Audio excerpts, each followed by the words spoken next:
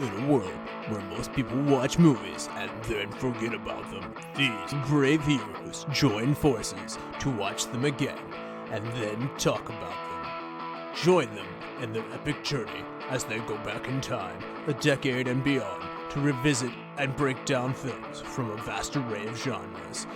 Do these movies hold up over time? Are they classics? Find out on Retro Movie Roundtable. Starring your hosts, Brian Fry, Chad Robinson, Dustin Melbartis, Nathan Lutz, and Russell Guest. Coming now to headphones in your ears. Welcome, all you lords, ladies, and knights, to the Retro Movie Roundtable. Welcome to the show where we watch movies and then talk about them. I am your host, Russell Guest, and joining me today is my good friend and co-host from right here in Pittsburgh, Pennsylvania, Nathan Lutz. How are you doing, sir? I am doing fantastic. You know, it is so appropriate today that we are doing something science fiction related because SpaceX has landed the first one of its Starship prototypes, SN-15, and I am very excited about that. A little bit of a fire, but you know what? I am all okay with that, just so they get one on the ground, and then eventually we can get to the moon on one of those things. So I'm excited. Wow. And let's make it a third Pittsburgh podcast across the board. Let's go straight reunion from the 2001 A Space Odyssey episode. That's an early one. Go back and download that if you want. But joining us today, Mr. Benjamin Johnson. How you doing, sir? I'm well. Good to meet you guys again in the virtual world this time. Yeah, hopefully before long these things won't have to be socially distanced anymore and they'll be right there in person. But yeah, doing it safe. Safe podcasting. Safe is great. It's better than abstinence, I know that. No podcasting doesn't work. I think that's kind of relative. All right. So today, Ben, let's get people just a little feel for you. What is a movie you liked as a kid, but came back to as an adult, and it did not hold up? Oh, unfortunately, I will go with He-Man, which is Masters of the Universe. Mm-hmm. Yeah, I don't know. I thought that was like one of the greatest movies growing up, and then saw it again really recently, and I didn't know what was going on. It was unique. It's a unique experience. I think a lot of the actors didn't know what was going on. So better left where it was, perhaps, on that one. Yeah. Dolph didn't know what was going on in that because he didn't really speak in that, I realized. He had very few speaking lines, and it was a lot of grunting, and it was one of his earlier works. Dolph Smash. Yeah. And that was pretty much the limit of his English. Wow. So, Nathan, what about you? Different era now. What is a movie that you saw as a kid, but maybe you wish you had left it there? I'm just going to go for a really obvious answer here, where I think my siblings were old enough to recognize what a travesty this was. But at the time, I was like, oh man, that was so cool. R2-D2 was dragging C-3PO's head around an arena, and they were making funny jokes, and it was great. You know, years later, I watched Attack of the Clones, and I'm like, you know, this movie could do with some major parts taken out of it and maybe replaced with nothing would be better. Yeah, so the Attack of the Clones, great choice. I fully endorse that one. I'm going to get some flack from Chad and Brian later, but I'm going to say it anyway. The Teenage Mutant Ninja Turtles movie, and I'm not referring to the more recent ones. I'm referring to the ones from the late 80s and early 90s. Now, I love the cartoon, so I'm not knocking that at all, but the live-action movies, all three of them, Teenage Mutant Ninja Turtles, live action, probably better left where they are. I would concur with you on that. Ben, what's the last movie you saw? The Star Wars Ewok Adventure. Is this a special or? Yeah. Oh my gosh. That's a unique object. I don't know what inspired it. I wanted something Star Warsy on Disney. I wanted to use my Disney Plus. So I went in there and I just was watching it. It was late at night and I was almost going to bed, so. You know, Star Wars and specials. has not generated a hugely successful set of filmography. No, no, it was weird. I'm not gonna lie. It was strange. I mean, it wasn't even a real movie. It was one of those weird spin-offs of Star Wars in the 80s. We will allow it. What about you, Nathan? What's the last movie you saw not for the podcast? You know, I was also randomly trawling Disney Plus for whatever it was. I'm on a little bit of a rewatch the Marvel movies sort of kick right now. I decided to take a little bit of a detour over into the Fox X-Men movies that I hadn't watched all of, and I finally watched the X-Men Apocalypse movie, which was not nearly as bad as I was expecting based on the reviews at the time.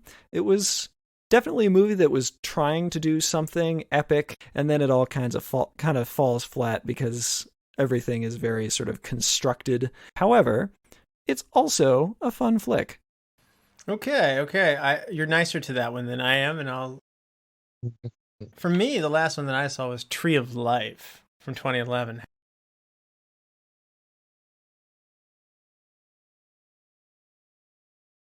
It's an ambitious, artistic, well-scored movie like 2001. It's a conceptual experience of the large-scale universe that is life. So it's about the circle of life, but it's told through the story of one relatively insignificant family in the 1950s.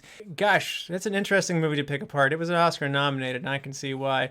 I hadn't seen anything quite this ambitious since Boyhood, which Linklater did. Wow. Sounds good. Nathan, what movie are we going to do today? We are working on another member of the Sci-Fi Movie Club. This is Sunshine, released in 2007. Yes, so Sunshine stars Cillian Murphy, Rose Byrne, Cliff Curtis, Chris Evans, Troy Garity, Hiroyuki Sanada, Benedict Wong, and Michelle Yeoh. It is a movie that unfortunately doesn't make back all that it was put into it, so it loses money. It grosses $3.6 million for the year. It comes in at 217th, and that's not great. It comes in just behind The Assassination of Jesse James by the coward Robert Ford, and it comes ahead of Santi Am. And if you're wondering to know what the highest grossing movie was in 2007, it was Spider-Man 3, which is another movie that's probably best left where it was. IMDb gives a rating of 7.2 to Sunshine. The critics of Rotten Tomatoes give it a 77%, and the audience score gives it a 73%. It is a winner of the 2007 British Independent Film Awards, and it was nominated for Best Actor as well. And it gets a Saturn Award nomination for Best Science Fiction Film, of which it doesn't win, but this movie goes largely unnoticed. But when you look at and see Best Science Fiction Films of all time, this is a movie that quite often pops up on a top 100 sci-fi list, and it's been one I've wanted to see for a while, but it's my first time to it. But Ben, let's hear from you. What's your background with this one? Had you seen it before? When did you see it? I had seen this before, and this was a repeat for me. I had seen this, the first time I had seen this was, I don't know, on a random Netflix years ago. And the movie was very solid, and it remains very solid to today, both the message and the acting. And for a science fiction film, I think the special effects and everything still remain solid for today, even though it was produced in 2007. Nathan, what about you? Is this your first time to it? This is indeed my first time watching Sunshine. I definitely feel like this feels like effects that really hold up well today, a lot of sequences that hold up really well today, and I'm not sure that I've seen a better sort of spacesuit scene since this movie came out, so I think it holds up pretty well. The fart scene inside the spacesuit in Rocket Man starring Harlan Williams didn't do it for you more than this? I don't know. Wasn't painted gold. All right. So this is, as I mentioned before, this is my first time to it. And boy, I was quite pleased with this one. I watched this one several times. I definitely have done it 3 times for sure. And it has clearly taken me by storm. I loved it. I really, really like Alex Garland, the guy who wrote Ex Machina, this, 28 Days Later. This was no exception. I'm quite a fan of Alex Garland's work, and I liked everything about it. So I can't wait to get in this one. But I should let everybody know that there are spoilers that lie ahead. So we will be back after these messages. Welcome to the Flashback Flicks Retro Movie Podcast. I'm Ricky. I'm Grayson. And every week we review a movie from the past and reflect on things we missed, things we loved, and things we want to see again. Yeah, because we believe any movie worth watching is worth watching again. So if you like films, friendship, and a lot of callbacks, I mean, just so many callbacks, then subscribe on Apple Podcasts, YouTube, or wherever RSS feeds go for like-minded movie-loving individuals. Like you. What happens when two modern film fans go back and rewatch all the old classic films from yesteryear to see if they hold up? You get the Classic Film Jerks podcast. Find the Classic Film Jerks podcast on all the major platforms. All right, we're back, and this is your final warning. There will be spoilers that lie ahead. Nathan, for those who haven't seen Sunshine since 2007, do you want to refresh people's memory? In the light of a dying sun, Earth's nations came together to send their most brilliant astronauts on a daring mission to restart its fusion. That mission failed. This time, they must turn to their 8 most cinematic astronauts to finish the job. When they discover the derelict hulk of the first mission, they resolve to salvage its payload, doubling their chances of success. But when they investigate the ship, they discover that the mission didn't just fail, it was sabotaged.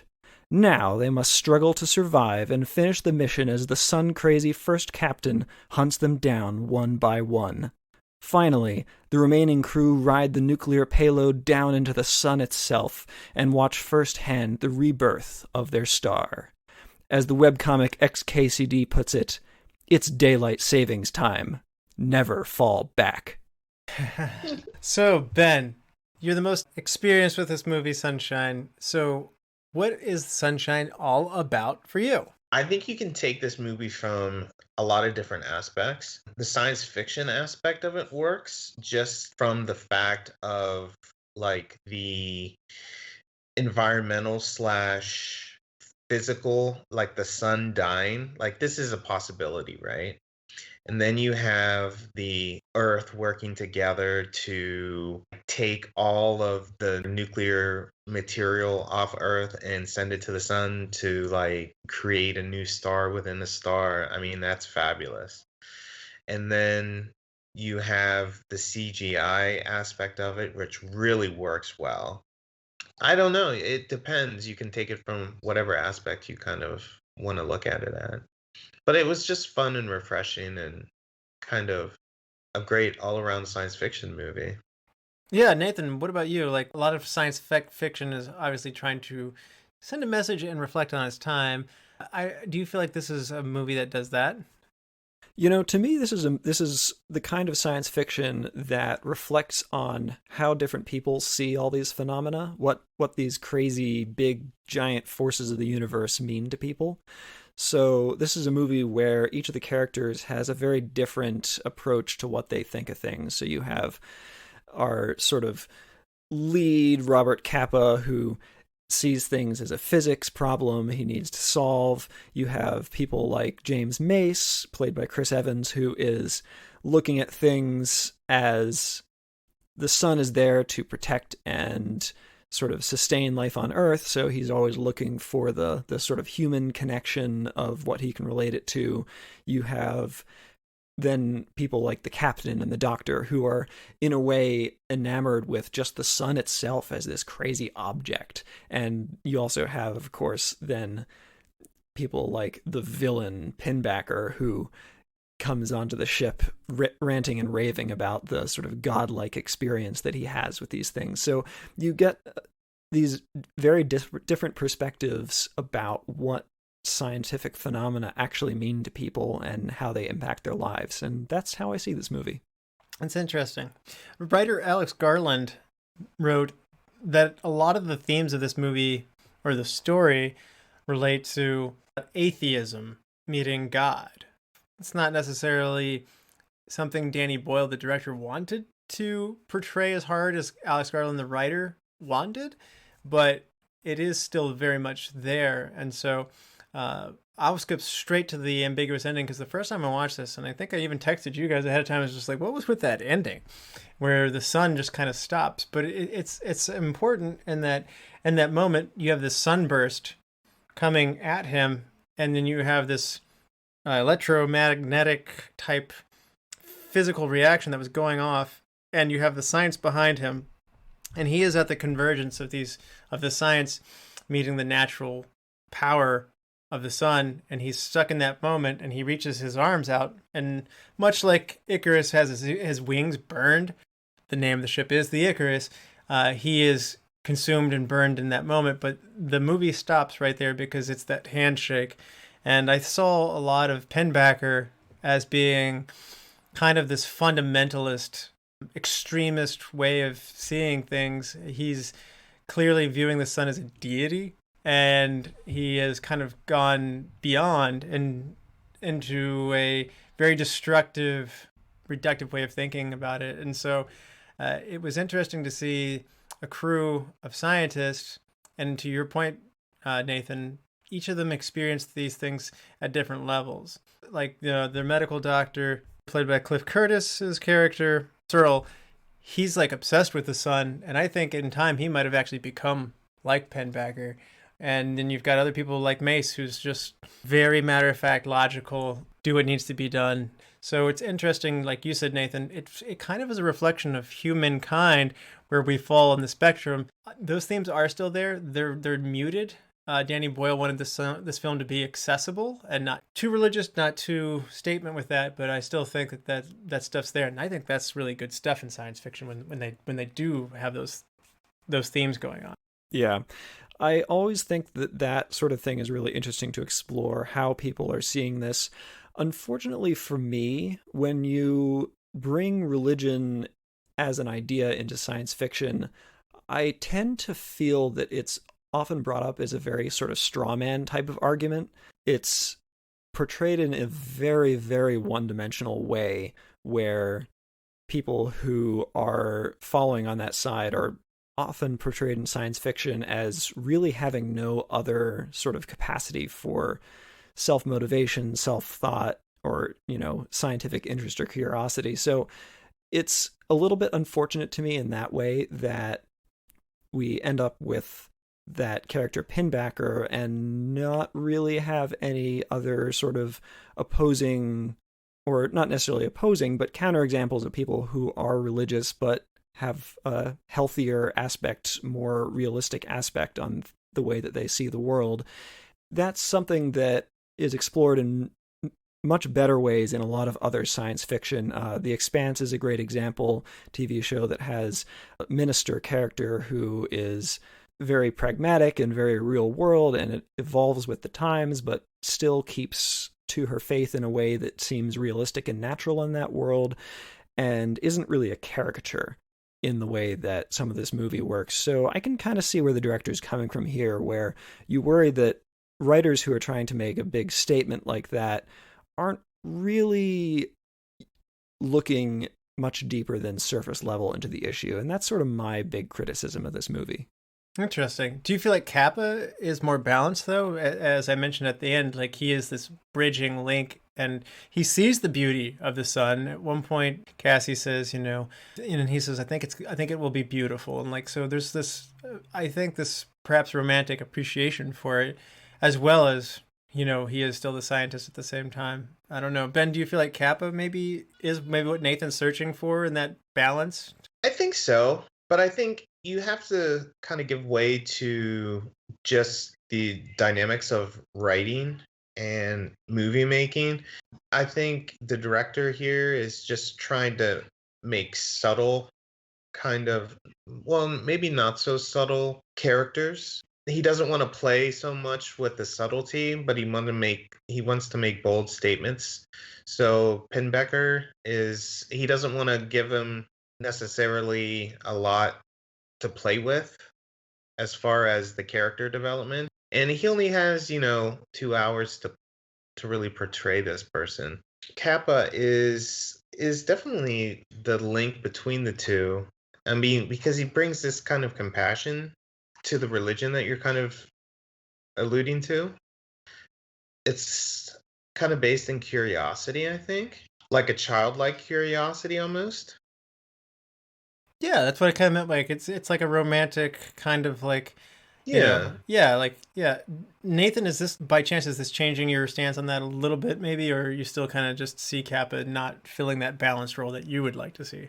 I think that if you want that to be part of the statement you're making in a movie, you got to make it explicit. And I agree that Kappa is definitely filling part of the role where, he and some of the other characters are enamored with the idea of what they're doing. They're doing this incredible thing and bringing this incredible technology to fix something that's been what has allowed humankind and all life on Earth to exist. And they really are enamored with the beauty of this sort of force of nature that way. But I never get enough characterization from, especially Kappa, but any of the others, to really flesh that out or make that explicit. There's a lot of handshake that you have to do with the movie in terms of, trying to do that. Whereas Pinbacker, on the other hand, everything that he does is over the top and explicit. So, if he was a little bit less of a caricature, I think this would be okay for me. Got it. One of the interesting thing I thought was Ben mentioned that this could happen. It's interesting. They did consult some scientists on this, but the sun will burn out years and years, like 4 billion years from now. And as its fuel gets used up, it actually is going to get really hot, maybe uninhabitably hot here on Earth. And as this film suggests, it's actually getting colder. So I didn't see this in there as much, but apparently more in the writing, that there's a dark energy that's kind of infected the sun called a cue ball. And they're using a super systematic nucleus of leftover Big Bang particles to try and knock that cue ball out of there to let the sun do what it's supposed to do at that point. It's kind of funny, this mission of these various astronauts from around the world coming together. I couldn't help but think of Armageddon, which was in this case a giant asteroid that was coming that would like destroy Earth that they had to go face. But in this case, it's kind of similar. They're taking a large explosive at a threat. It's perilous and they may or may not come back. And it's kind of funny that Armageddon's presented in a completely different, like, summer blockbuster thriller kind of way. And here we have something that's presented in a it's a bleak it's a bleak. We've already been talking about some of these heavy themes and stuff like that, so it's kind of funny. When I watched this, I was like, oh, this is like Armageddon if it were really serious. Exactly. Yeah. I mean, don't they say like all the great stories have already been told? They're just like refabricated, change the trappings, and each of these different movie makers goes in and out of style in terms of the number of jokes per minute that they have to make during each movie. Yeah, so if you want to know what Michael Bay would do with Sunshine, watch Armageddon. Yep. Well, it's kind of an interesting thing to think about, having these sort of not really in the script explanations in the background for some of the scientific phenomena here, because you can tell that someone sort of wanted to do some science here or thought about some of it in a way, but that someone else was like, we don't really need all this stuff. Let's leave this on the cutting room table. We don't need to explain all of this. And I think that really hurts this movie, because there's a bunch of things in here that I think from a nitpicking standpoint would be very easy to kind of go into that just make very little sense with the science of it.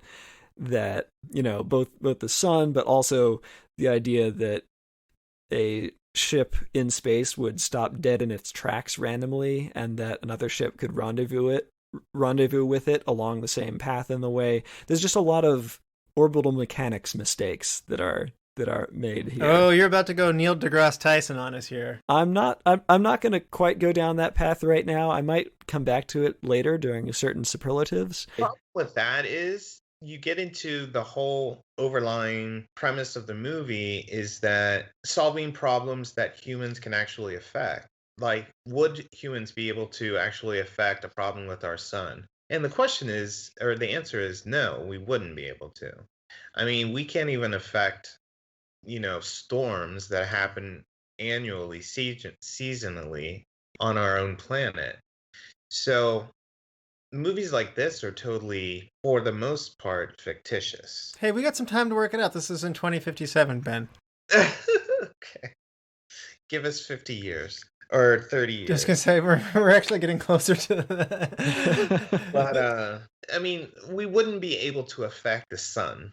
I mean, there's no way. Yeah. Yeah. For that reason, think of this very much in the way that I think of the Neil Stephenson book Seven Eves, where something terrible happens to the moon one day, and it's never really explained. The characters periodically ask what the heck it could have been, but no one ever gets an answer because that's not the point. That's not the point of what the movie's going for. The movie's asking certain specific questions that are driving at the human relationship to these crazy phenomena and the kinds of stresses that you would be under if you were asked to save the human race when fixing this, and the kinds of ideas that you might have around these things. And if you get too bogged down in nitpicking the way that the science works, it's really not worthwhile, especially for this kind of movie. Yeah, I'm able to suspend all disbelief. I mean, there are definitely, yes, there are a slew of them online. You can go through them of things that don't work that way. But it's bigger than just a rescue mission for the sun. To me, and I want to talk about this too, is the dynamic of the crew. As Nathan pointed out, these people are each coming from different facets of personality types coming together, and their motives and stuff. We don't hear their backstory. It's interesting. They actually wrote. Gia Malevich, one of the producers there, helped write character backgrounds and handed them to each of the stories to people. None of this is ever mentioned in the film, but it helped give them identities to these characters that they would behave in certain ways. Some of those were really interesting. Ben, what were some of the interesting crew to crew kind of personality dynamics, relationships, and conflicts that you found interesting as far as the characters go with their relationship to each other? Well, I really like, first of all, the interaction of Trey and kind of his story about how he kind of took on the failure of the maneuver, of it, like it being his fault, and he kind of like sacrificed himself. I thought that was, the word that comes to mind is gallant and unexpected. But I guess it was like a cultural thing. And I guess that's what the movie kind of like an Asian kind of, I don't want to be like stereotypical or anything, but I think that's my kind of a Far Eastern thing. It kind of demonstrated the fact that each of these people came from different backgrounds, and it's exactly what you said. It illustrated kind of their personalities. Yeah, Nathan, what crew dynamics for you were most interesting for you in this? I guess for me, what's interesting is some of these scenes where different characters are in the sunroom or the sort of observation room, and they're sort of almost adrenaline junkying their way up the level of brightness on this star that they're approaching. And it's kind of interesting to see how different of them are either like seeing it in an almost meditational way, like the captain does, where he sort of sits with it pretty bright. He's wearing sunglasses. He's just sort of, all right, yep, give me the report. I'm just going to sit here and it's going to be really bright. Versus other people like the doctor, as you mentioned, who's a little bit obsessed with this star, and he's just like, oh, I'm gonna push it as far as I can, take it to 3.1%. I'm pretty sure Penbecker started that way. I'm pretty sure he started that way too. I mean, both the doctor and the captain sort of seem that way to me, in that they're both seem a little bit questionable about things. But Cassie's like afraid of it, like she has nightmares of it on a consistent basis. I won't say healthy fear, but like a respectful fear of the power that they're marching towards. Yeah.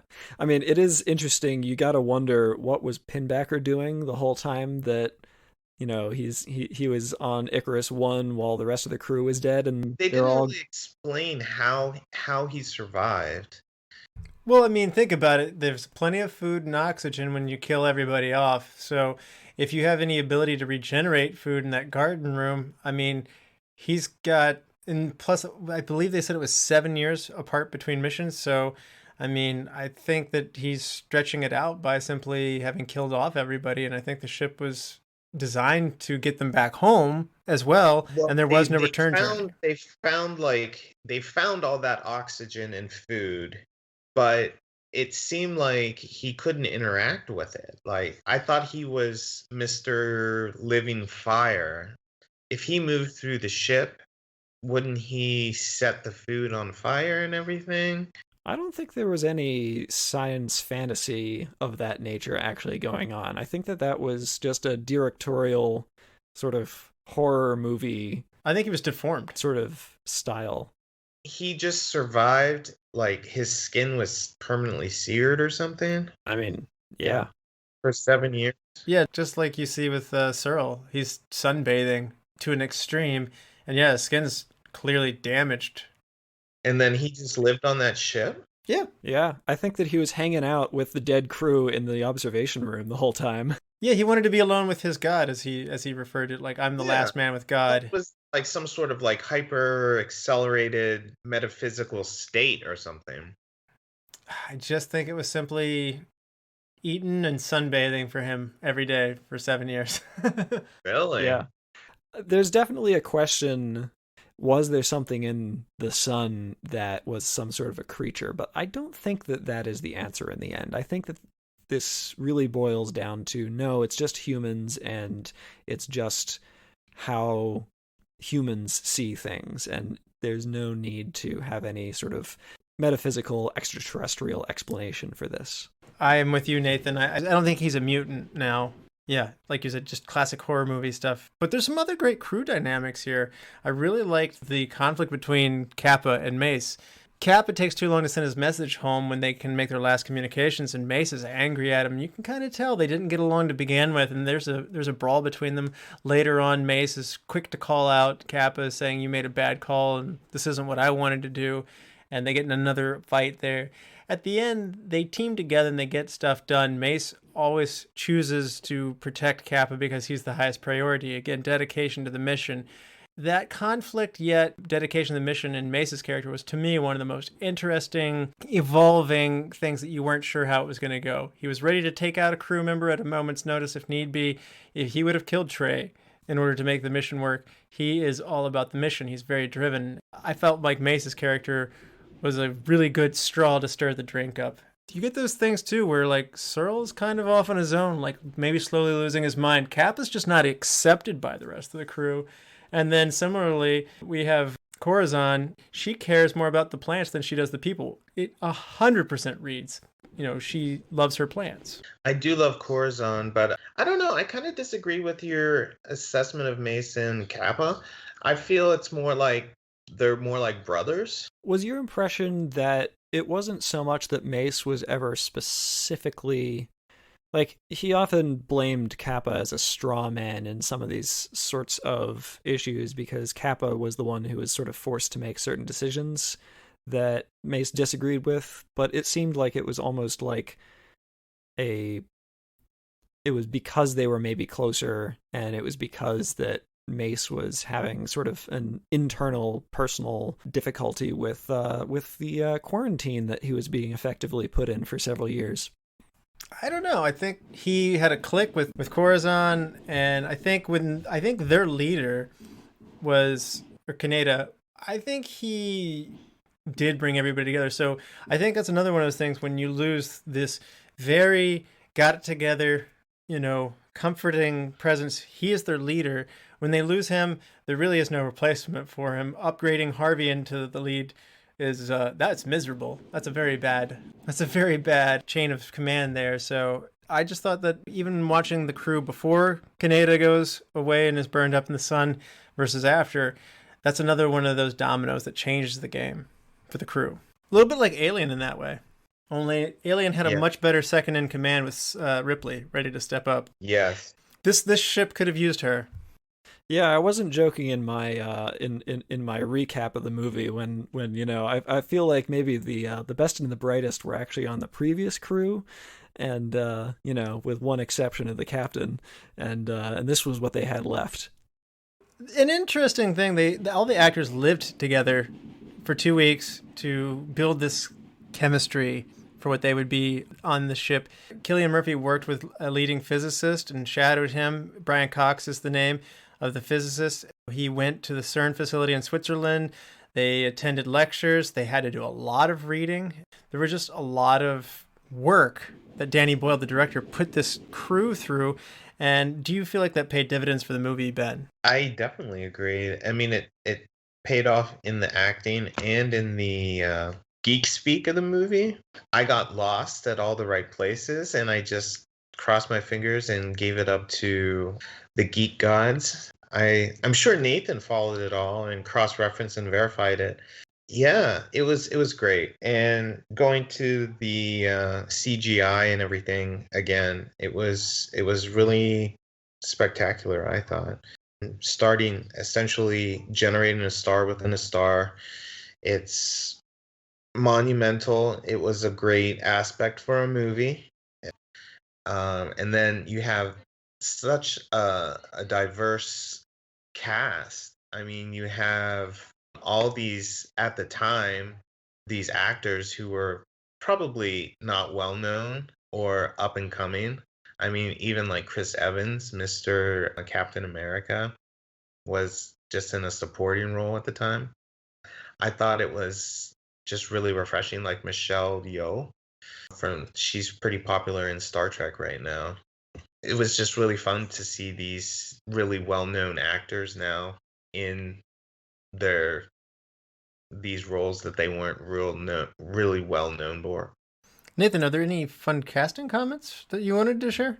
I will just say, I thought that it's very funny for me to see an actor who I mainly think of as Scarecrow from the Christopher Nolan Batman movies to be a leading good guy character. It is just a weird bit of a whiplash for me to hear that voice coming out of a character who's actually totally sane and rational. This is interesting. Cillian Murphy playing Robert Capa. It is very funny.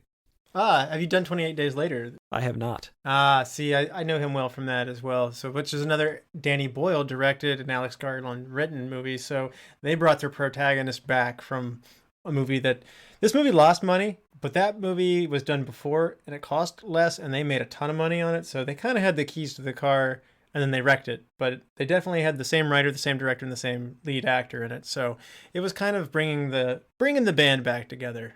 I thought it was interesting that the original captain was going to be American, but then they changed that to make it a more international style team. The scientists and the astronauts that they were talking about ahead of time urged the director to make Kaneda an Asian character.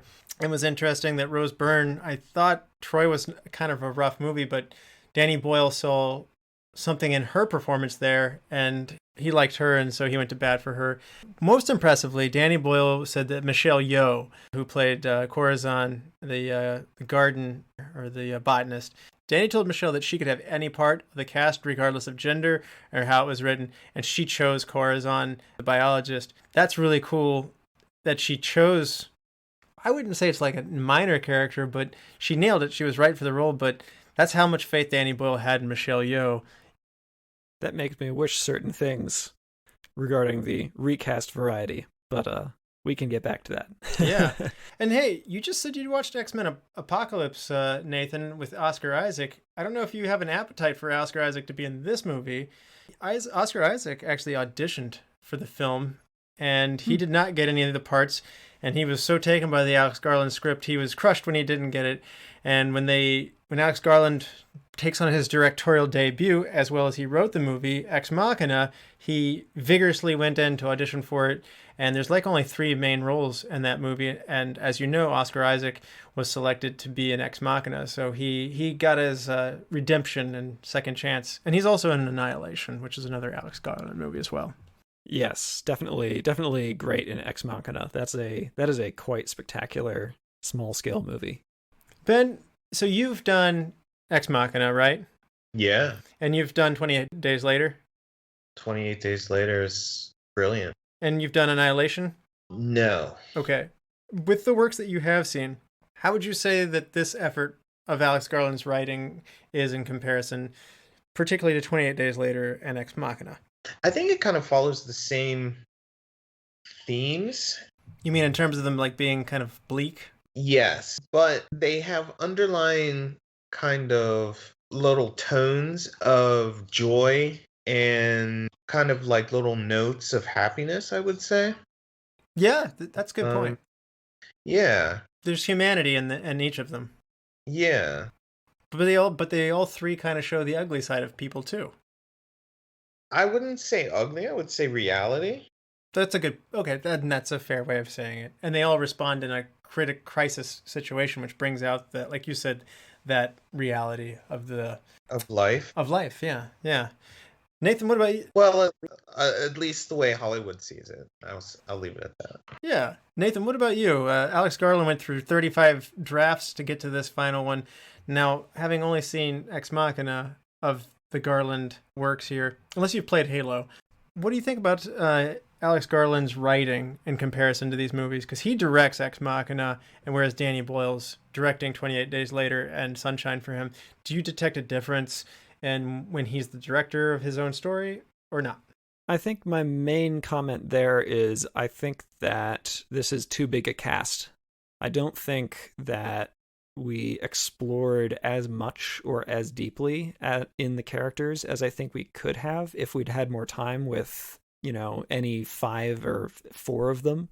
One of the amazing things about Ex Machina is the degree to which we get to experience the sort of descent into madness, how that movie progresses, and madness is probably the wrong word for that movie. It is a little bit of being hoodwinked by the reality or real seemingness of something, and then realizing too late that you've made a horrible, horrible mistake. But in that movie, you really get to see the emotional journey of, especially one character through that whole thing. And it happens in a way that I feel doesn't really happen in this movie. So you crave that connection. I think that in a movie like this, where for me, again, it's exploring how people experience these things, I think that I want to spend more time with an individual and see how they change their perception as time goes on. And that's not to say that that does not happen. I think that it's clear that we get to see complexity in characters. We get to see different faces of them brought out by different situations. I think that James Mace's character is a perfect example of that, where I don't know that he's changing as a character so much as we're seeing the different responses that he would have in different situations, where if he disagrees with the decision you make, he's going to be very mad at you, but at the end of the day, he's going to make sure that the mission succeeds. I don't think there was a change there so much as the situation changed around him and we got to see a different side of him. And I think that that is really the most interesting, to me, character change that we see. All the other characters, as far as I see, we just kind of see how the situation affects them and not really, or how they react to situations as opposed to being changed by them. Well, that's valid criticism for sure. Those are all good points. I still enjoyed it, but I definitely see where you're coming from with all of those things. So yeah, I'm not saying it wasn't enjoyable. I'm just noting things about the characters. No, it's a very good point. And I do want to correct myself. Earlier I said it's science meeting God. Garland said that this movie is a psychologically minded science fiction film. And to him it was about atheism confronting and meeting God. That does change my words from earlier in the podcast slightly. I still think the conversation we had still holds up, but I just wanted to correct myself. Yeah. Yeah. One fun thing is Alex Garland revealed that the character Harvey, who's not the nicest character on the crew, I would say he's the least noble of them. He named him after Harvey Weinstein.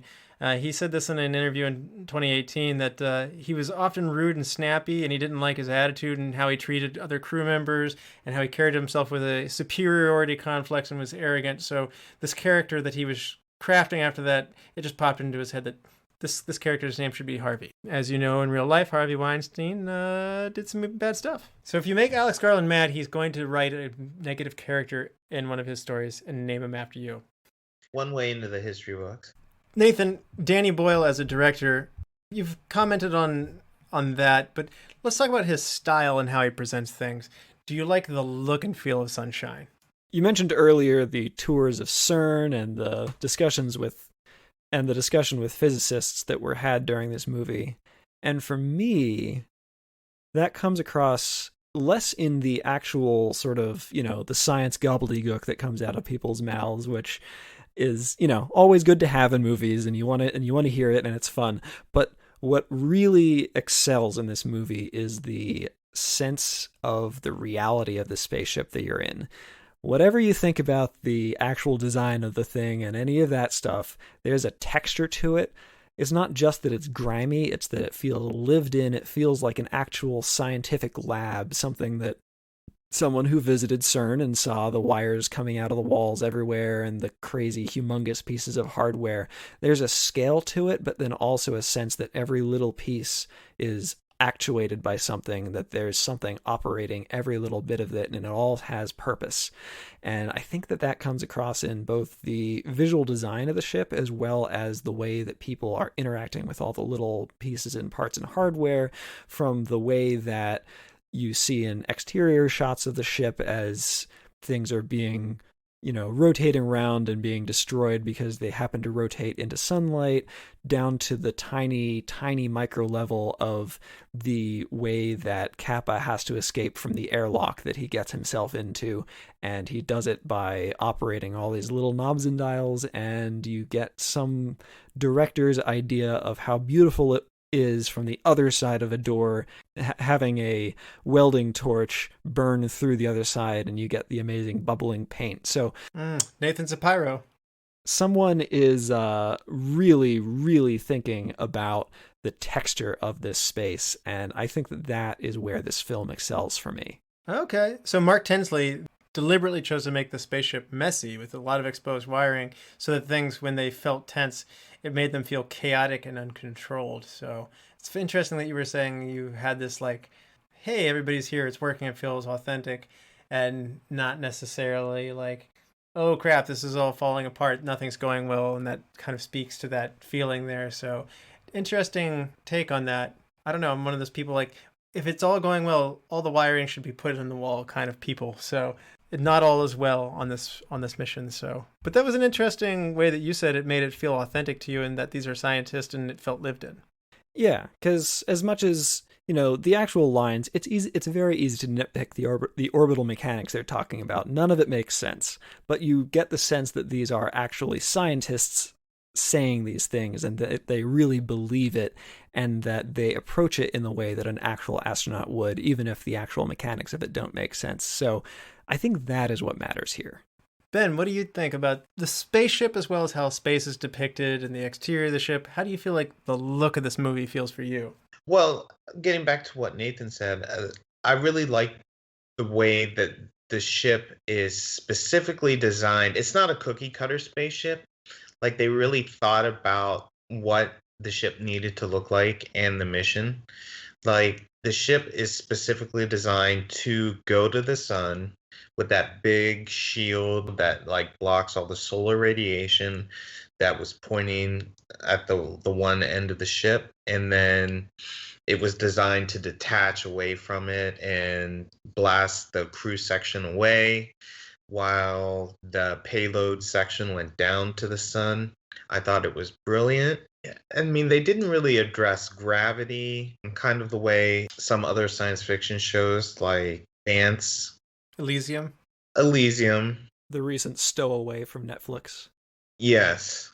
They didn't really address, I guess they have some sort of gravity situation going on there in the ship, but they left some other things out too. So it was kind of like a mix between hard science fiction and a space opera, Star Trek type thing. But I thought they did a good job of balancing out the two. You guys have both pointed out gravity. It ended up on the editing block, but when they were going to enter the Icarus 1, they wanted the gravity systems to be jacked up, and so that everything was sideways as you moved through it.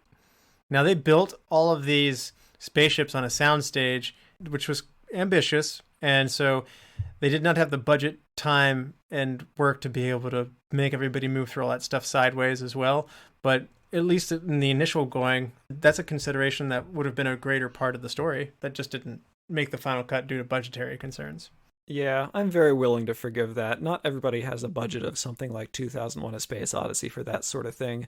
You know, it's the kind of thing that they could have said one sentence about how the payload they're delivering has a funny thing about gravity with it, because it's sort of implied in later scenes that no matter what side of that thing, that weird cube you're standing on, that gravity is towards the cube. And I think they could have possibly said something to the effect of, yeah, that cube has a weird gravity of itself, so down is towards the payload at all times, and that's what generates the gravity. That would have been, you know, one line and it's fixed. So that's my headcanon. Yeah. It's interesting. Danny Boyle said that making this film was incredibly hard and he would never make another science fiction film. And to some degree, I think that 28 Days Later is science fiction. It's a zombie movie, but it is science fiction as well. But he means in terms of hard science fiction, that he said this was exhausting. It took a lot out of him. Cillian Murphy in an interview said that Danny was so amazingly energetic on both of them, but like in 28 Days Later, they had no money, and it was very guerrilla style, and they had to do a lot with a little. On Sunshine, they had more money, but it took a lot out of Danny. He's one of those people that never sits down once he gets on the set, so he's literally running from one stage to another. He's got a hand in. They actually housed all their special effects out to one production unit, which is very unusual, so that he could have more consistency and control with that. But Danny is just one of those people who's not necessarily, I won't say he has delegation troubles, but he's very involved and very energized and in there. And he's an inspiring person to be around by all accounts. But this took a lot out of him. So I feel bad for him that this movie didn't get financial returns. Honestly, even the reviews are a little bit undersold for what this is. So it's unfortunate that he put his blood, sweat, and tears into it, and the payoff sadly wasn't there, and he did vow never to do science fiction again, so we'll see if he holds true to that. But yeah, he was constantly running between the 17 sets that they had built in 8 different stage buildings and stuff like that. And being a director is a very consuming endeavor, but this one took a toll on him. That's what Cillian said. Yeah, I mean, as I think I've been kind of hinting at, my problems with this movie are to do with the script and not really the directing at all, so I'd like to see another one from him. Okay, well, so you needed a 36th script written up then, and not stop at 35. I needed half the script to get thrown out, and then the rest of the script developed further. Ah. I think this movie's trying to do too many things. I think that it would be more successful if some of the elements were pulled into better focus. Ben, there have been a lot of comparisons. Danny Boyle mentioned that he took influences from 2001: A Space Odyssey, Tarkovsky's Solaris from 1972, and Alien from 1979. Do you see those movies influencing this movie in any way? I think the tone of the movie and the setting definitely are influenced by those movies. You can tell just the tenor, the tempo, the way that the characters interact. Although Sunshine kind of takes a hard right from those, but I think you can definitely see the influences of those movies in Sunshine. I felt like there was some scenes where the crew was like talking whether they were just eating together on a spaceship, whether it be the dynamics of what happens to the crew when the leader goes, kind of things, and as well as there's a hint of horror component in this. I definitely most strongly saw the comparison to Alien. I don't think this is as necessarily artistic or abstract or ambitious as 2001 was. Maybe it's because I watched Tree of Life like the next day. But Nathan, what about you? Do you see those influences coming through? You make the comparison to Alien. This, to me, is a lot like if the alien hadn't come aboard until the last act. Yeah, and honestly, it does take a long time for the alien to come aboard, comparatively, in that movie, too. Yeah. But it's a different... there's more suspense being built in that movie. Yeah. I liked how the end was Sydney was covered in snow, so that shows you just how cold the sun had gotten. It was really cool. You know, it's got to be one of those areas of the world where you get any kind of snow at all and they close all the schools for like 2 months.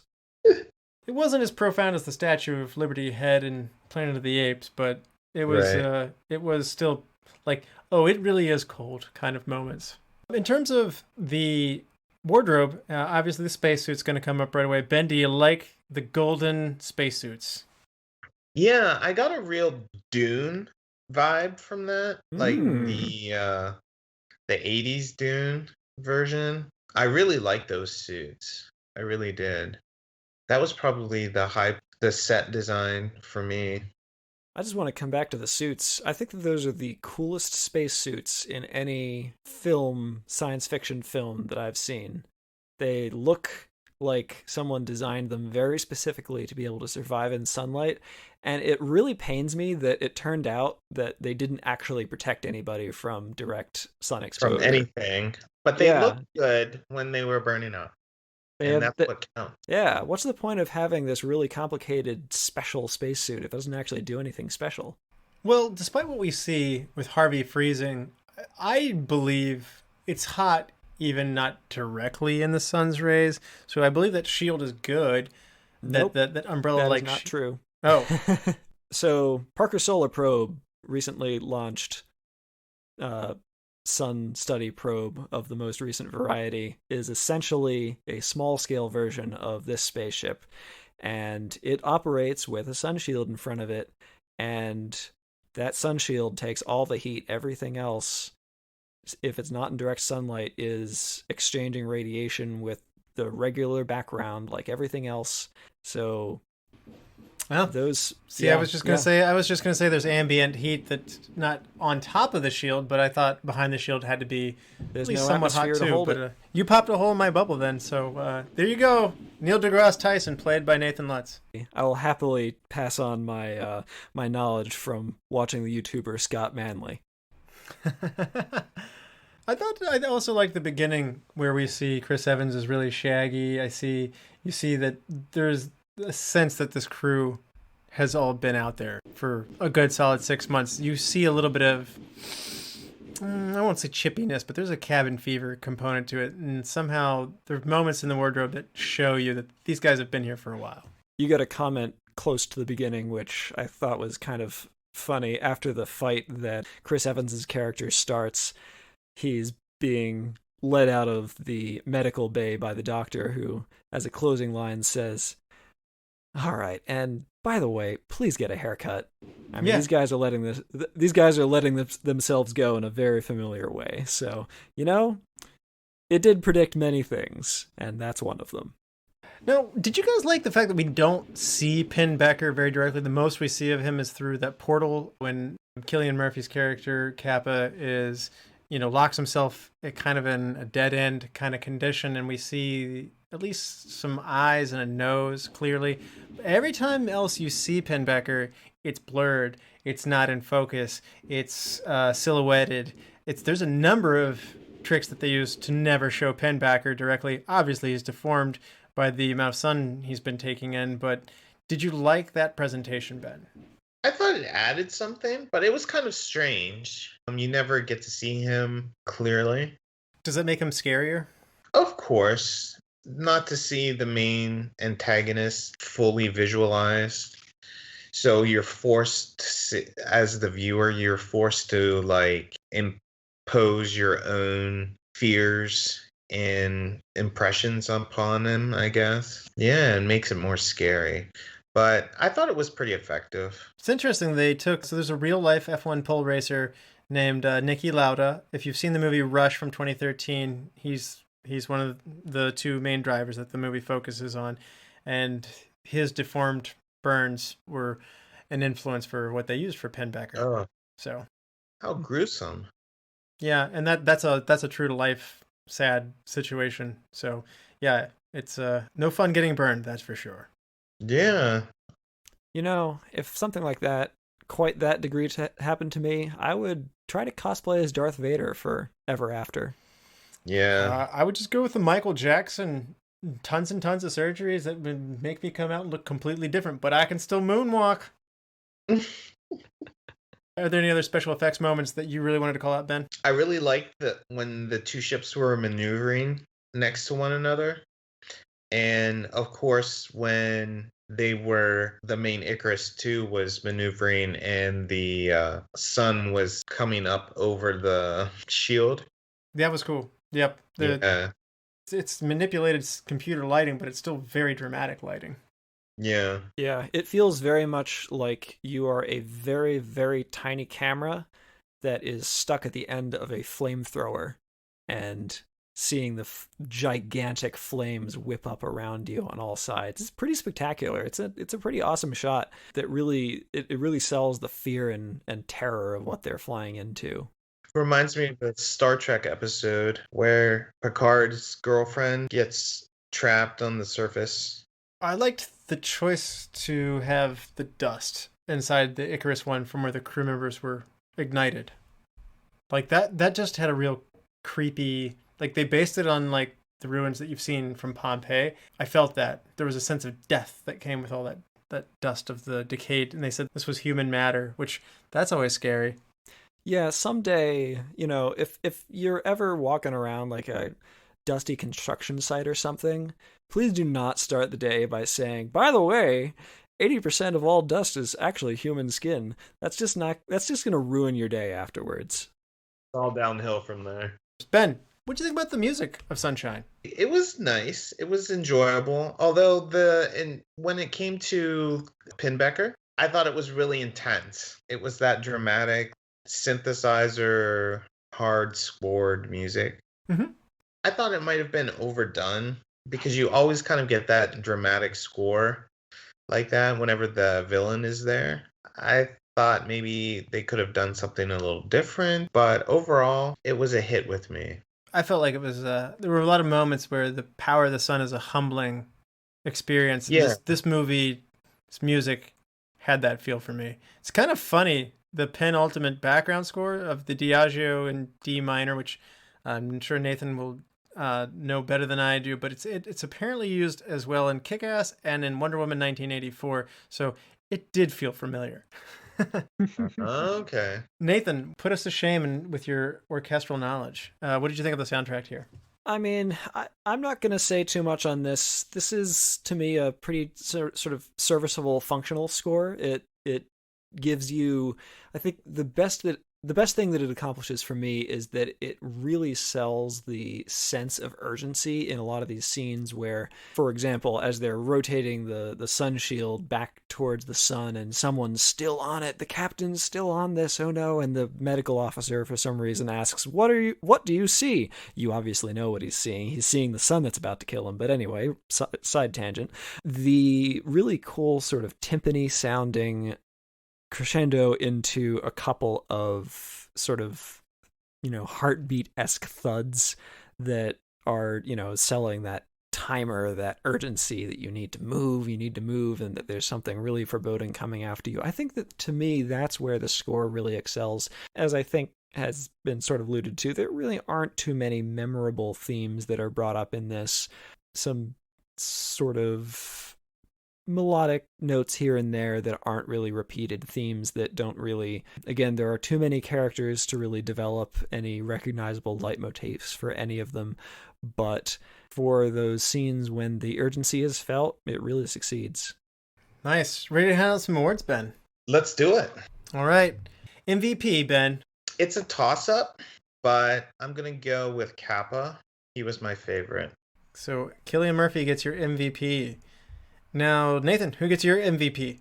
I'm going to give it to the VFX team. I think that the thing that sells this movie to me is the incredible sequences that you get when they're outside the ship looking at the shield, when you can see these amazing fires. There's a particular moment when, of course, Corazon is trying to get to her precious plants and you see the fire erupt all around her. There's the amazing sort of particle effects of coming off of the ship's shield, which are just really, really cool and right up until the final moment as we're delivering the payload, and you get this really poetic visual image of this guy standing in between the natural sun bursting in on one side and the sparkles of scientific advancement on behind him, and it's pretty cool. All right, and it's no surprise here. I'm going to go with Alex Garland. He does a great job of writing a compelling science fiction story with the very interesting human dynamics of how people would behave in this situation, and mix that in with, he has a great ability for a strong sense of suspense, and that's going to make it all exciting. There's a certain stamp, as Ben said, that Alex Garland has, and I like it. So Alex Garland gets my MVP. Ben, who's your best supporting? Michelle Yeoh. All right. So Michelle Yeoh and Corazon. Any reason? I just loved her tremendous understatement, I would say, because she's just like this bright, shining actress, and she just did such a wonderful job. But like you said, it was very understated and in the background, but I thought she did a great job. Mm-hmm. Nathan, what about you? Who's your best supporting? I'm going to go with, and this might be sort of an interesting direction to go, but Hiroyuki Sanada, who is the captain at the beginning of the movie of the Icarus II. I think that his performance is the part of this that made me feel most like this was actually a crew, actually a group that was operating in a different way than we would expect sort of a typical movie ship's crew of democratic people to be acting, but also it coming across as totally reasonable and sort of thoughtful in all these ways. And I think that he does a really great job of selling early on the idea that, maybe the captains of these voyages are a little bit obsessive and Ahab-ish about the sun. And so later, when it turns out that one of the other captains has gotten a little bit too much sun, you look at it and say, yeah, okay, I maybe believe that. And I think that comes down a lot to Hiroyuki Sanada's acting here in this role. Very good choice there. I was going to go with Michelle Yeoh, as Ben did with Corazon. She was awesome. But just for variety's sake, because you covered it so well, I want to call out Chris Evans did a great job in the role of Mace as well. He made a lot of interesting things happen through this. He's obviously a great supporting character, and he did a good job of performing him as well. So I'm going to go with Chris Evans in this case. Ben, this is a hard movie to do Hidden Gem with. There's not a lot of ancillary characters, but is there any elements or any people that you want to give a hidden gem to? I'm going to go with the onboard computer of the Icarus II. All right. Right. Yeah. Right there. One of the main interactions between Cassie and the computer when they were trying to readjust the course of the Icarus II, or keep it on manual, and the computer wanted to readjust. They had some confrontation there, but I think it's always undersold, like the computer interaction and the ship interaction in movies like this. Yeah, I thought the computer did a good job in this. Voiced by Chipo Chung. Nathan, who's your hidden gem? Or what is your hidden gem?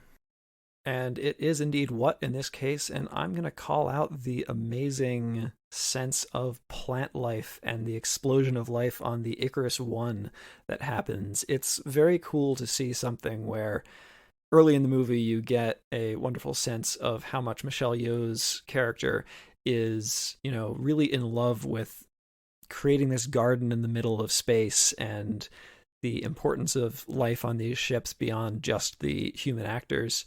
And it's so cool to see this other ship portrayed this way. And I kind of wish that we'd gotten a scene where maybe Michelle Yeoh's character was actually part of the expedition over there, because maybe she needed to examine the oxygen garden. And what if she wanted to stay on the other ship or something? That would have been a really cool thing that her character could have explored. Again, I think that it could have made it really interesting to see a character who does find these things so important experience what is really this amazing thing. And unfortunately, a different character who did still find it amazing was the one that experienced that. But I just thought that shot and that set was quite cool. I'm going to take a similar note to you, but just a different element. I'm going to go with the tiny little plant in Corazon's hand. The persistence of life, and which is an element of what we see here. The sun is dying on us, and we sent the ship out, and in a way, the odds aren't that great that little tiny plant is an element of life finds a way, as Jeff Goldblum would say in Jurassic Park. So, Do you think if we got a chance to have a couple more scenes with that character talking, that we might ever have a situation where she says something like, why am I out here? I'm not out here to save humanity. I'm out here to save all the plants that are dying out there.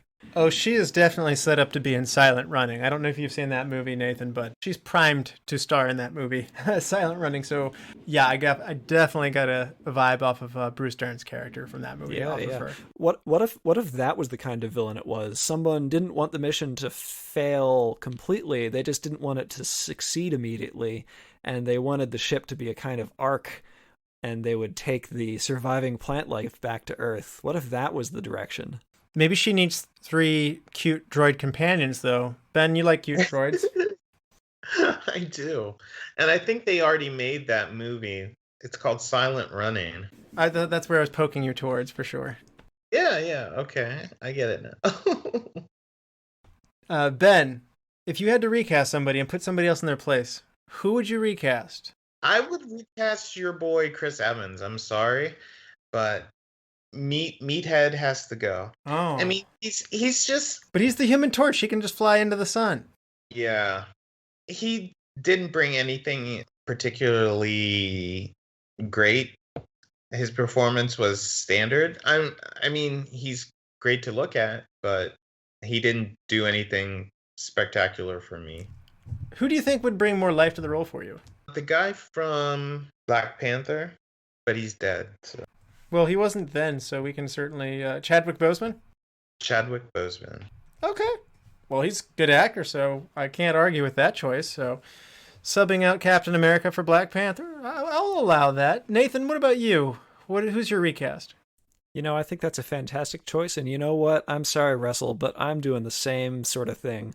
I just found that Chris Evans' performance was taking a character that wasn't the most interesting character in the world, but playing it in a very, very plain, very functional way that I just didn't appreciate against some of the actors here. So I'm actually going to go in a different direction to a show that, Ben, you and I are just enamored with. This is The Expanse, and I'm going to go with John West Chatham, who plays Amos on The Expanse, and who is a much more interesting character of that nature. Someone who's very functional oriented, who comes across, depending on which side you're on, as either incredibly terrible or terrifying, or someone who just has your back no matter what. And it's because, if you're on the wrong side of his moral code, he's terrifying and he will come after you. But if you're on the right side, and John West Chatham sells that character in a way which is just incredible and inhabits in a way that I think I would really like to see him get a chance to play this particular role. Okay. See, I identify a lot with the character of Mace, so this probably is part of me connecting with the performance as well there. So yeah, if I were anybody on the ship, I think I would be Mace. Sorry. So I agree. So if you screw up your calculations, I will literally kill you. I mean, but I have a reason. It's not just because I'm a sociopath. Like, I mean, it's all for the mission. So yep, exactly. More that you're a sociopath. But it's all for the mission. All right, so my recast, I'm not going to go after Chris Evans. I'm going to go after Tom Garity, who played Harvey. I felt like he was the weak link and what is a very strong cast. And maybe it's because we talked about Niki Lauda, the F1 pole racer, but the actor who plays him, Daniel Bruhl from the movie Rush, he's also in Goodbye Lenin. And you might know him from Captain America Civil War, where he's the villain character in that as well. I find that he would do this conceited, arrogant, I matter more than you kind of moment, that insecurity that's in him. He's also a good actor, by the way. I just think that he would bring more to the role. So I'm coming after Harvey there. And by the way, if you can find Oscar Isaac a seat in this, add another character if you need to, because Oscar Isaac's awesome. I'm sad he didn't get a part. Ben, best shot. What's your favorite shot of this movie? When they're all sitting in the viewing room and they see Mercury for the first time. Nice. That's a it's just like That's a great moment. awe-inspiring. Yeah. That's another one of those humbling moments in the movie. Yeah. Nathan, best shot. The moment when Michelle Yeoh's character, Corazon, is trying to get to the oxygen garden as it's consumed by flame, and she's in this glass corridor vestibule surrounded by it, and it's just, she's totally surrounded by the burning up explosion of her oxygen garden, and it's terribly sad and also quite beautiful at the same time. That was totally my pick as well, and that's a great choice. Just for variety's sake again, I'm going to give a nod to, because that is my favorite shot of the movie for sure, I'm going to give a nod to Cillian Murphy in slow-mo reaching out into the sun. It's that's that moment where meeting the power of God there kind of moment. And again, that was an artistic moment that made me scratch my head at first, but it also made me think. And once I started the movie, it started to make more sense, or at least that was my interpretation. So I'm going to go with that. Best scene, Ben. The suicide. Yeah, that was a heavy moment when Trey. It was heavy, but again, it meant something. Yeah, it was noble. Yeah, noble. For sure. I like Trey's character, and obviously his sacrifice makes you like him all the more. He's too hard on himself. We all make mistakes. Yeah. Nathan, what about you? What's your best scene? I got to go with the first EVA scene in the movie. When they take those suits out for the first spin, you get to see the amazing gold suits. And this is a scene where there is character conflict, but it feels very natural, and it feels like they're actually all driving towards something that's realistic.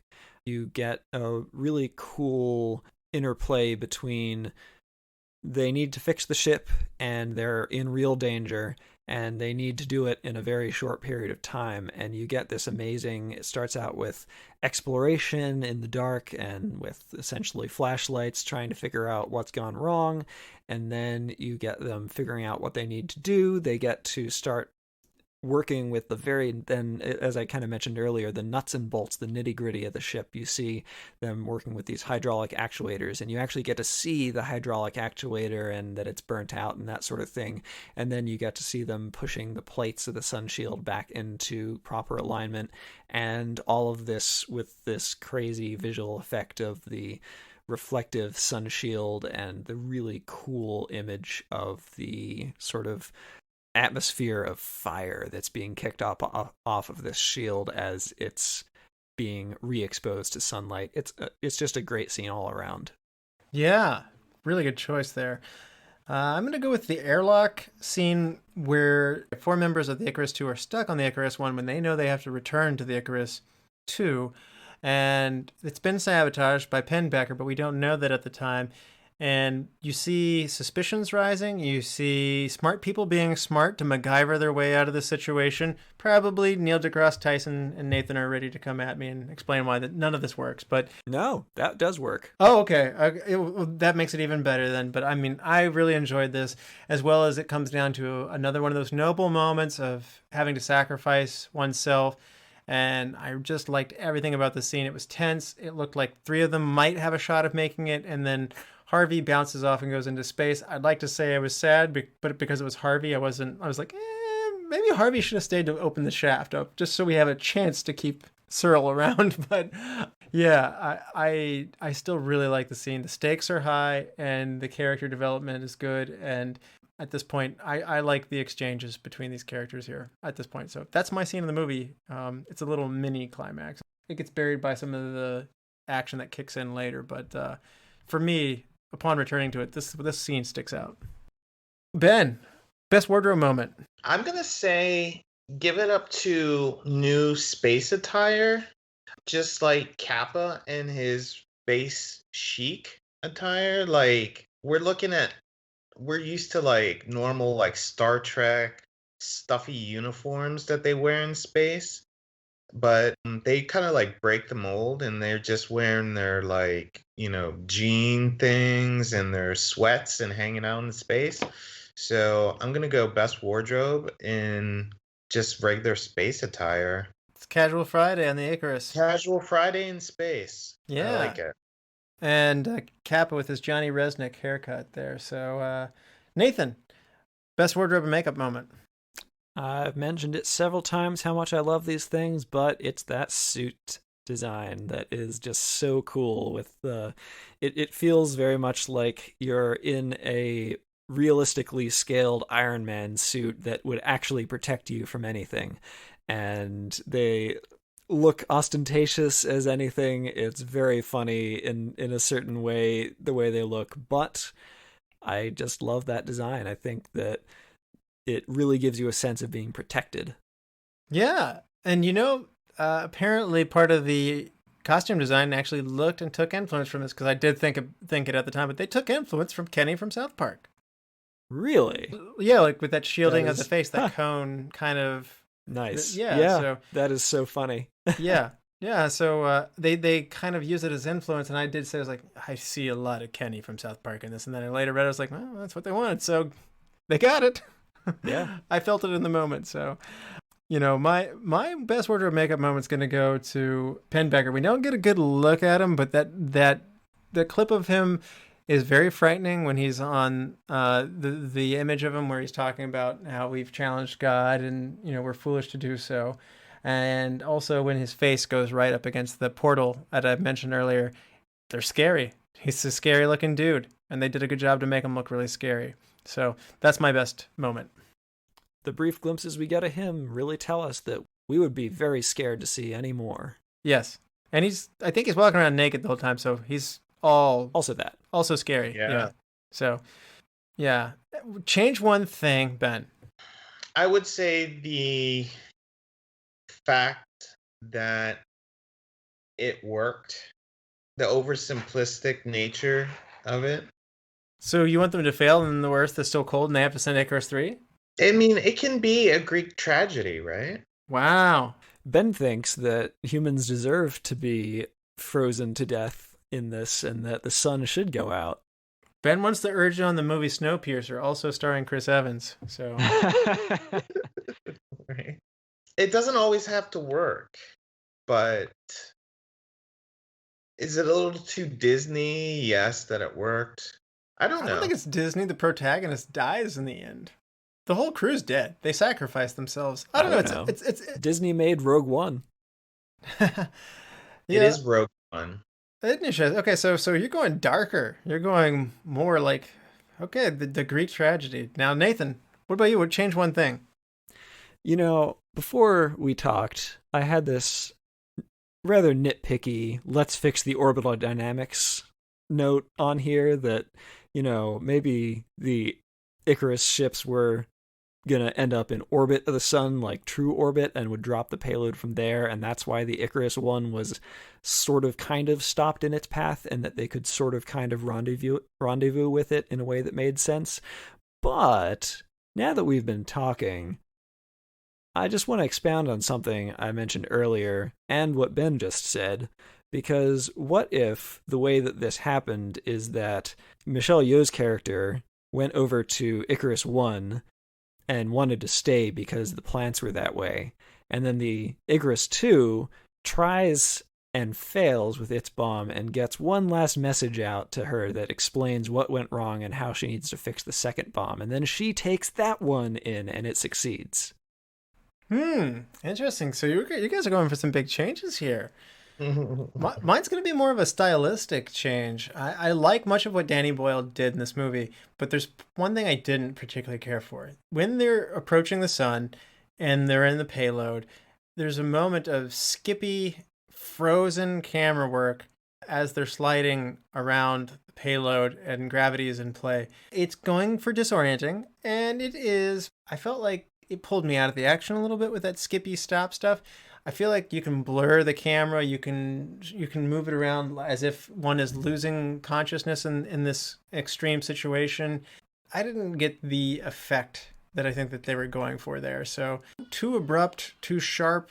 Just work on that feeling of what it's like as you approach the sun more. Yeah. Yeah, that was a confusing scene that, again, if you had a line anywhere in the movie that mentioned about how gravity should behave around the cube in an interesting way, I think that scene could have made a lot more interesting sense.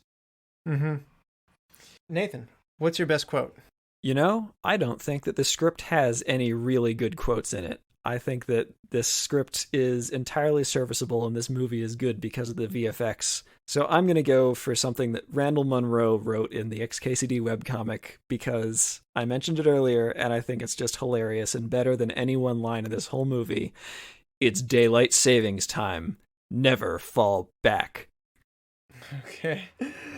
My best quote's going to go for when Mace said, we should split up, and Harvey's like, I'm not sure that's a good idea. And Mace sarcastically says, you're probably right. We might get picked off one at a time by aliens. There was a distinct alien vibe here, so I thought that was a little small self-aware moment that I liked. Yeah, I thought that was a funny line. I wish that it was supported by more funny lines from characters who are more human and generally funny. Okay. Ben, do you have a best quote? Yes. So if you wake up one morning and it's a particularly beautiful day, we made it. Okay, I'm signing out. That's a great one. That's what the movie goes out on, yeah. I did like the dialogue. It's not one quote between Icarus and Kappa where, she says, you're all dying, and he goes, what? No, we're fine. And then she goes, no, you don't have enough oxygen to deliver the payload. And he's like, please clarify. And he's like, we have enough oxygen for 4 people. Yeah, but there's 5 people on the board. No, Trey killed himself. Affirmative. It's like this logic-based program and him not realizing there's somebody who shouldn't be here on there. So that was an incredibly tense moment. So I liked that whole dialogue as well. Ben, it's come full circle. On a 5-star scale, what would you give Sunshine with half-star intervals? I would give it a 4.5. I think it's a really powerful science fiction movie. It talks a lot about the environment and man's place in the universe. And I think it didn't get its shot that it should have. So you feel like it's justified to be on all those top 100 science fiction movies lists that you see? Oh, definitely. It should be in everybody's top, I would say, top 30, I would think. Wow. So that's high praise then. Nathan, how about you? I don't think that it would make it into one of my lists quite that high. I will charitably give this a 2.5. Wow. Okay. Yeah. 2.5. Wow, yeah, you did hold back. I detected there was some displeasure there, but you did a great job to find the good things in this movie. So you made for a good conversation on that for sure. But yeah, 2.5. So you mentioned before that the human experience wasn't that connection wasn't there for you, that it was an ex machina. Is that the main thing that's driving this for you? Yeah, I think I mentioned earlier, I think this movie has too many characters and too many things going on for what it's trying to do. And I think that if you took out some of the somewhat forced character conflicts that happened towards the beginning with Mace, and maybe either, actually focused on this idea of those character conflicts actually growing naturally into something that resulted in the previous Icarus's demise, instead of coming out of left field with this guy went just completely crazy sort of thing, I think it would have been a much more interesting film. Like, if this was a movie where the thing that was different between the two crews was that one of the crews was able to work together where the other one tore itself apart and failed. Like, what if there was some discovery of the previous crew, those conflicts went too far, and this crew learned from that and succeeded because they were able to get theirs under control when it really needed to. And true, they did bring it under control when they needed to, but the fact that the movie never focused on any one of those elements and brings out this insane character in the last third of the movie, I just think that it keeps it very unfocused. If you're going to write a movie that is soft sci-fi like this, be more particular, in my opinion, about what you're actually bringing into your script. So that I really do think that about half this script could have been sort of replaced, and the other half, which is quite, there's really good, interesting things and ideas in this movie. I think the other half could have been great if it was allowed to breathe. Well, you certainly backed it up and justified it. And in fairness to you, a lot of the critics noted the fact that it kind of turns into a slasher horror movie at the end. And Yeah. some people felt disappointed that the first 2/3 of the movie were so good, and they felt like they didn't like the tone shift at the end. Now, personally, those are two things I like, and it all goes together well. And in the spirit of Alien and things that I like, I was still happy with this. So I'm going to join Ben on the fanboy wagon and give this a 4.5 as well. I really enjoyed it, and I will be watching it and recommending it to other people who are not Nathan again. So It's not too deep and makes you feel good at the end. everybody does die, so Everyone, well, yeah, but the sun comes out, so they do save the day. So they do save the day. Nathan, will you help me pick a movie for next time? I will wrestle. So we're going to the Wild West. Are you ready? I am. Hootin' and hollering and ready to go. Option number 1, True Grit, the John Wayne one from 1969. A drunken, hard-nosed U.S. Marshal and a Texas Ranger help a stubborn teenager track down her father's murder in Indian Territory. Option 2, Silverado from 1985. A bunch of misfit friends come together to right the injustices which exist in a small town. Option 3, The Cowboys from 1972. Rancher Will Anderson is forced to hire inexperienced boys as co-hands in order to get his herd to market on time, but the rough drive is full of dangers and a gang of cattle rustlers is trailing them. You know what, Russell? I think we're going to have to go with Silverado. All right, Silverado it is. And Ben, thank you so much for joining us for Sunshine. Hey, it was my pleasure, guys. Or sorry, third-time guest. We really appreciate that. Yeah.